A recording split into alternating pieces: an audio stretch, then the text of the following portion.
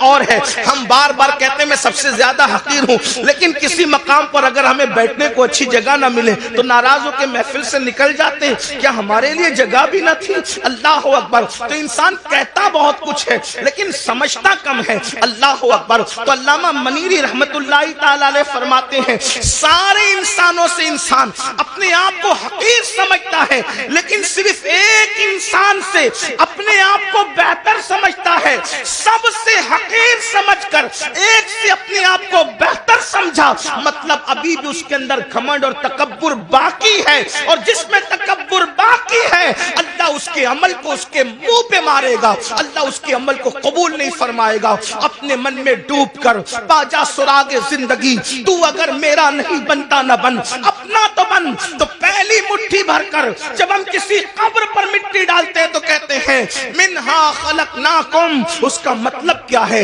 گھمنڈ والو, تکبر والو, چاہے حسن کا ہو, چاہے علم کا ہو, چاہے دولت کا ہو, چاہے نسب کا ہو, چاہے تقوی پرہیزگاری کا ہو, قرآن کہہ رہا ہے اسی مٹی سے تمہیں پیدا کیا گیا ہے. منہا خلقناکم, اسی مٹی سے پیدا کیا گیا, تمہیں تخلیق کیا گیا مٹی سے. جس انسان کو مٹی سے بنایا گیا ہو اس انسان کو گھمنڈ کیسے زیب دیتا ہے, اس انسان کو تکبر کیسے زیب دیتا ہے؟ پھر اس کے بعد ہم دوسری مٹی بھر کر کے ڈالتے کہتے ہیں وَفِيهَا نُعِيدُكُمْ, اسی میں ملا دیے جاؤ.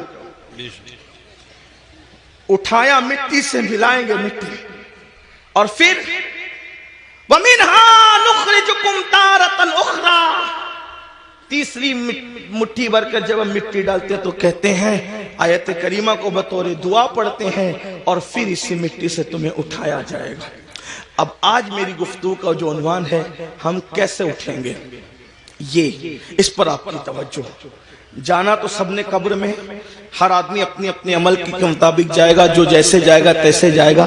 اٹھیں گے کیسے؟ تو ایک حدیث پاک بڑی طویل ہے, اس میں اللہ کے رسول صلی اللہ علیہ وآلہ وسلم سے پوچھا گیا کہ یا رسول اللہ صلی اللہ علیہ وآلہ وسلم, ہمیں قبروں سے کیسے اٹھایا جائے گا اور کس حالت میں اٹھایا جائے گا؟ اللہ کے حبیب علیہ الصلوۃ والتسلیم سے جب پوچھا گیا کہ ہمیں کس طرح اٹھایا جائے گا اور ہم کیسے اٹھیں گے اپنی قبر سے, حضرت سیدنا معاذ ابن جبل رضی اللہ تبارک و تعالی عنہ کا سوال تھا. آپ نے سوال کیا آقا کیسے اٹھیں گے؟ تو اللہ کے حبیب علیہ السلام نے کہا اے معاذ, تو نے بہت مشکل سوال کیا مجھ سے, اور اس کا جواب دینے سے پہلے توجہ کرنا, اس کا جواب دینے سے پہلے سید العالمین قائد المرسلین عالم ما کانا وما یکون اتنا روئے کہ روتے روتے داڑھی بھی آنسوؤں سے تر ہو گئی اور حضور کے کپڑے بھی آنسوؤں سے تر ہو گئے. سوال کیا تھا؟ آقا قبروں سے ہم کیسے اٹھیں گے, کس حالت میں اٹھیں گے, کس شکل میں اٹھیں گے, کس انداز سے اٹھیں گے؟ تو اللہ کے حبیب علیہ السلام پر اس قبر سے اٹھنے کی کیفیت جب حضور کو یاد آئی کہ امت کیسے اٹھے گی, حضور اتنا روئے صلی اللہ علیہ وآلہ وسلم کہ آپ کی داڑھی آنسوؤں سے تر ہو گئی, کپڑے آنسوؤں سے تر ہو گئے, اور فرمایا تو نے مشکل سوال کیا اور پھر جواب دیا اے معاذ, جب میری امت قبر سے اٹھے گی تو وہ 12 صورتوں میں اٹھے گی, 12 شکلوں میں اٹھے گی. قبر سے اٹھنے والوں کی 12 پوزیشن ہوگی. اب یہاں توجہ کے ساتھ سنیں, حدیث مکمل ہوگی, بات بھی پوری ہو جائے گی. اب ان 12 میں ہم کس کے اندر ہے ذرا اس پر توجہ کرنا. میں نہیں کہوں گا کہ آپ کس میں ہیں, میں کس میں ہوں, یہ کس میں ہے, وہ کس میں ہے, نہیں, بہت ہو چکا میرے بھائیوں. میں کہتا ہوں تو سدھر, تم کہتے ہو تو سدھر. یہ تو اور تو کے اندر معاملہ خراب ہے. ہمیں یہ سوچنا ہے کہ میں نے سنورنا ہے, میری قبر کے اندر میں نے اکیلے جانا ہے, اپنی قبر سے میں نے اٹھنا ہے. میرے بھائیوں یہاں ساری چیٹنگیں چل جائے گی, ریاکاریاں چل جائے گی, مکاریاں چل جائے گی, سب چل جائے گا, لیکن وہاں کچھ نہیں چلے گا. سب معاملہ وہاں پیور ہے. اللہ اکبر. اب میرے اور تمہارے نبی, غیب دا نبی صلی اللہ علیہ وآلہ وسلم قیامت کا منظر پیش کر رہے ہیں. قبروں سے اٹھنا تو ہے نا بھائیوں, قبروں میں جانے پر بھی یقین ہے, قبر سے اٹھنے پر بھی یقین ہے. اب میرے اور تمہارے سچے نبی سید العالمین غیب دا نبی صلی اللہ علیہ وآلہ وسلم فرماتے ہیں 12 قسم کے لوگ ہوں گے قبر سے اٹھنے والے, یعنی 12 پوزیشن میں لوگ اٹھیں گے, 12 انداز میں لوگ اٹھیں گے. اب میرے آقا علیہ السلام پہلے شخص کے بارے میں فرماتے ہیں اللہ, حضرت سیدنا معاذ بن جبل رضی اللہ تعالی نے عرض کیا حضور بتائیں نا کہ کیسے کیسے لوگ اٹھیں گے. تو اللہ کے حبیب صلی اللہ علیہ وآلہ وسلم ارشاد فرماتے ہیں ایک टोला कब्र से उठेगा, यानी पहला ग्रुप कब्र से निकलेगा।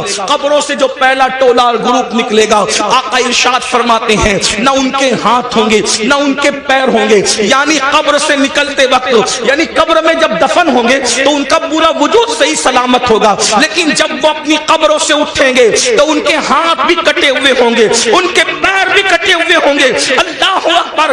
इस हालत में वो दुनिया से जब गए थे तो अच्छे भले, लेकिन कब्र से निकलेंगे तो हाथ नहीं पैर नहीं, हाथ और पैर दोनों कटे हुए। और उस वक्त तो गैब से निदा आएगी, ऐ लोगों ये टोला जो कब्र से हाथ और पैर कटा हुआ निकला है, जानते हो किस जुर्म की वजह से इनके हाथ और पैर काट दिए गए? अल्लाह अकबर। तो लोग पूछेंगे किस वजह से, तो कहा जाएगा ये दुनिया में अपने पड़ोसियों को तकलीफ पहुंचाते थे, ये दुनिया में अपने पड़ोसियों के साथ अच्छा सलूक नहीं करते थे, इसलिए आज ये अपनी कब्रों से उठे हैं तो इनके हाथ भी कटे हैं, इनके पैर भी कटे हैं। आपसे पूछना चाहता हूं, आज थोड़ी सी ताकत मिल जाए, थोड़ी सी कुव्वत मिल जाए, पड़ोसियों के साथ हमारा सलूक क्या है? अल्लाह अकबर। बड़ी माजरत के साथ मुसलमानों, हर पड़ोसी दूसरे पड़ोसी को, हर ताकतवर कमजोर को दबा रहा है, बल्कि अल-अयाज़ु बिल्लाह अब तो हालात यहां तक हो गए, सिर्फ पड़ोसियों को सताया नहीं जा रहा है, पड़ोसियों की बेटियों पर भी गलत नजर डाली जाए, उनकी बहुओं पर भी अगर वो कमजोर है तो गलत नजर डाली जाती, गरीब है तो उनकी आबरू का सौदा करने की कोशिश की जाती है। मुसलमानों सोचो तो सही, अंजाम क्या है?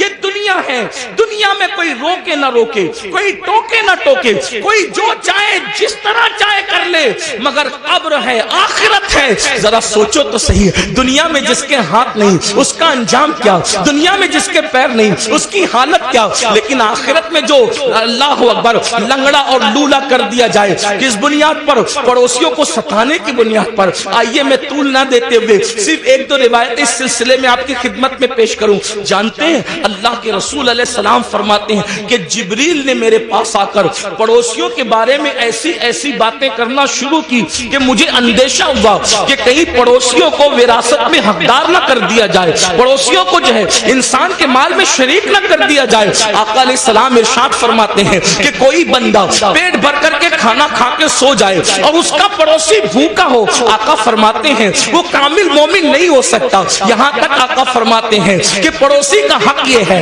जब तुम अच्छा खाना बनाओ तो थोड़ा सा पानी अपनी हांडी में बढ़ा लो ताकि वो खाना तुम अपने पड़ोसी को भेज सको।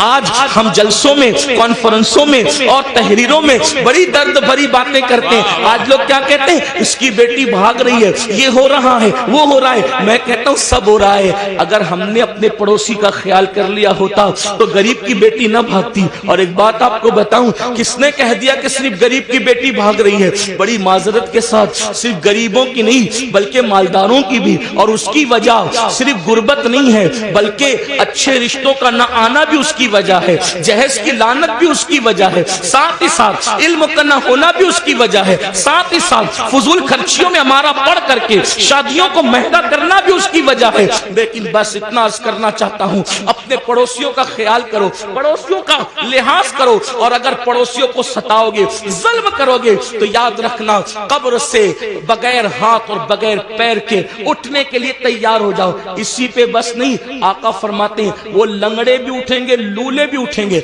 और उनको मुंह के बल घसीटते हुए जहन्नम में ले जाया जाएगा कि तुमने पड़ोसियों पे जुल्म किया था। एक बात पड़ोसियों के मुतालिक और रस करूं आपसे, आज पड़ोसियों के साथ अच्छा सलूक हमारा नहीं।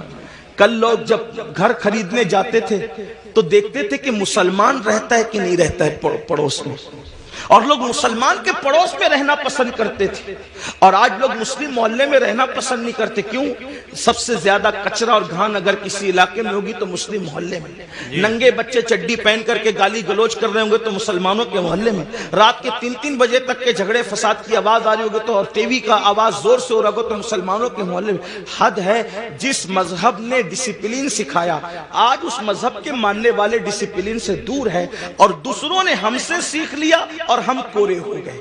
ये रोना है, कोई डिसिप्लिन हमारी जिंदगी में नहीं। मुसलमानों सोचो तो सही, हम कहां हैं? हमें इससे निकलना है।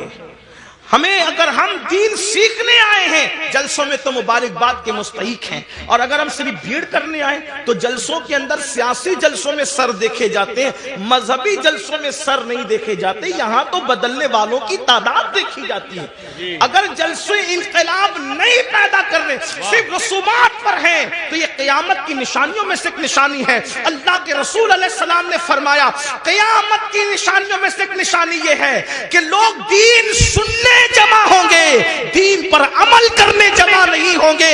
اللہ اکبر، جلسے والے بھی خوش، خطیب صاحب بھی خوش کہ کیا ہزاروں کی بھیڑ تھی، لیکن کہتا ہوں یہ قیامت کی نشانی ہے۔ دن اس وقت تک ٹھنڈا نہیں ہوگا ہمارا جب تک کہ جیسے جلسے میں رات کے 3 بجے تک ٹک کر بیٹھتے ہو، اسی تعداد میں جب تک نماز فجر میں نہ آؤ ہمارے کلیجے ٹھنڈے نہیں ہو سکتے۔ اس لیے کہ سروں کو گن کر سیاسی لیڈر تو خوش ہو سکتے ہیں، مذہبی لوگ اس سے خوش نہیں۔ ہاں شکر ضرور ہے کہ آپ آ گئے، اللہ کا شکر ہے، شکر کرتے ہیں، لیکن کتنے لوگ عمل کرتے ہیں، کتنے لوگ تبدیل ہوتے ہیں؟ تبدیل ہونے کے لیے سنو اور آج کے بعد عہد کرو پڑوسیوں کے ساتھ بدسلوکی نہیں ہوگی۔ ایک بات آپ سے کہتا ہوں، ہمارے امام الائمہ، سراج الامہ، کاشف الغمہ، سیدنا نعمان بن ثابت امام اعظم ابو حنیفہ کا ایک پڑوسی تھا، موسیقی کے فن میں ماہر تھا، اور آپ کو ستانے کے لیے پوری رات موسیقی بجاتا تھا، میوزک بجاتا، بہت تکلیف پہنچاتا تھا، گانا بھی گاتا تھا، تکلیف پہنچانے اس کا مشغلہ تھا۔